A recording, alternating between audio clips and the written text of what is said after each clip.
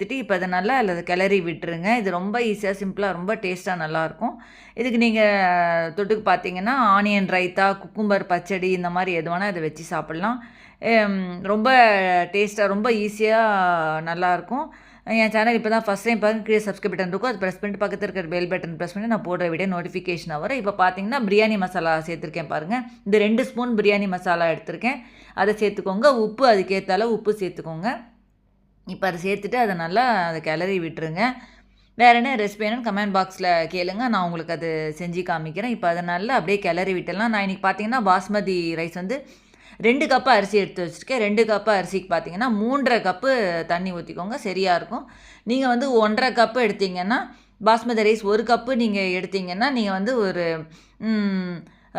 2 cup நீங்கள் தண்ணி ஊற்றுனீங்கன்னா சரியாக இருக்கும் அந்த அந்த அரிசிக்கு. இப்போ அந்த ரைஸ் இதில் சேர்த்துடலாம்.